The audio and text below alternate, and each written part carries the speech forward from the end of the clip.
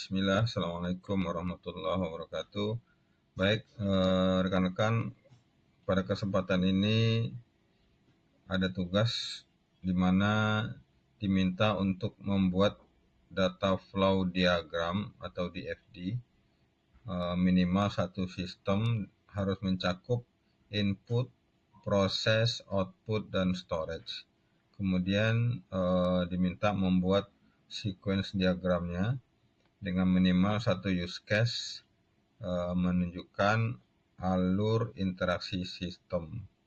Oke, langsung saja di sini kita sudah membuat data flow diagramnya yang mencakup ada input, proses, output, dan storage. Input di sini adalah data produksi, jumlah outputnya berapa, waktu dan mesinnya, kemudian permintaan laporan dari manajer. Selanjutnya proses. Proses itu input data yang diinput oleh operator, kemudian dilakukanlah proses produksi seperti pencatatan dan pengolahan data, kemudian melakukan analisa dan monitoring, mengenerate laporan. Untuk outputnya adalah laporan produksi, laporan kinerja mesin dan atau kualitas. Storage-nya ada database untuk penyimpanan data produksi, ada database produksi, database kualitas, database laporan. Nah, ini untuk di FD level 0-nya ya.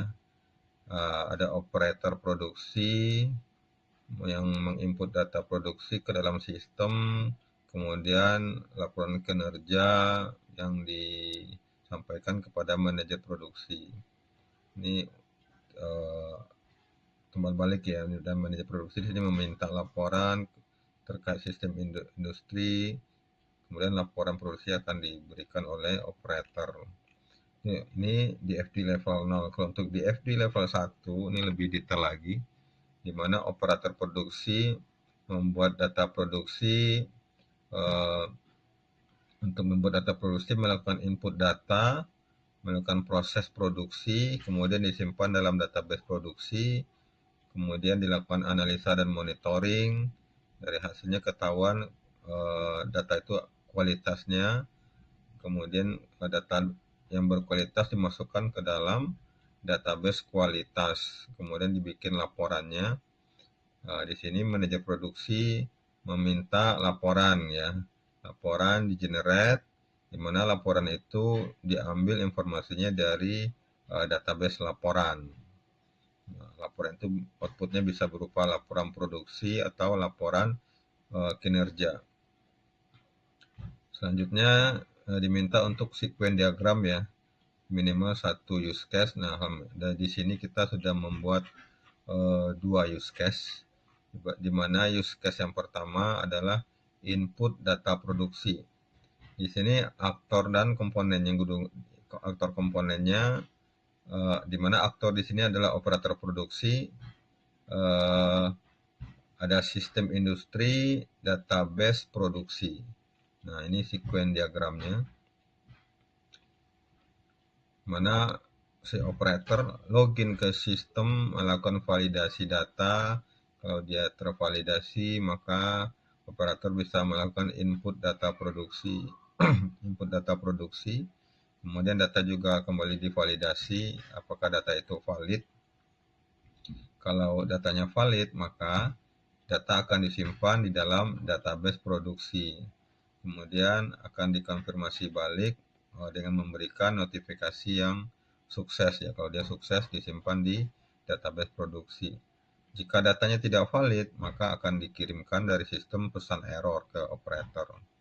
Ini alurnya. Untuk yang kemudian adalah use case yang kedua adalah monitoring produksi pada sistem industri. Aktor dan komponen dalam hal ini adalah manajer produksi sebagai aktor. Komponennya ada sistem industri, database produksi, dan database kualitas. Nah, ini alurnya. Manajer produksi login, melakukan validasi. Jika berhasil, manajer akan melakukan request untuk monitoring produksi ya. Nah, nanti datanya akan diambil dari database produksi. Database akan memberikan feedback. Nah, jika dibutuhkan adalah informasi mengenai kualitas, maka akan connect ke database kualitas, dan juga jika ada datanya akan dikembalikan ke sistem, kemudian sistem mengembalikan ke front end, ke dalam hal ini aktor yang login ke sistem, dalam hal ini adalah manajer produksi. Jika tampilannya normal, tidak ada masalah, akan sukses dilihat oleh manajer produksi. Namun jika data yang diminta tidak ada atau error, maka akan dikirimkan juga alert dari sistem ke manajer produksi yang dalam hal ini sebagai aktor ya. Ini penjelasan alur singkatnya. Oke, demikian yang dapat disampaikan. Terima kasih. Assalamualaikum warahmatullahi wabarakatuh.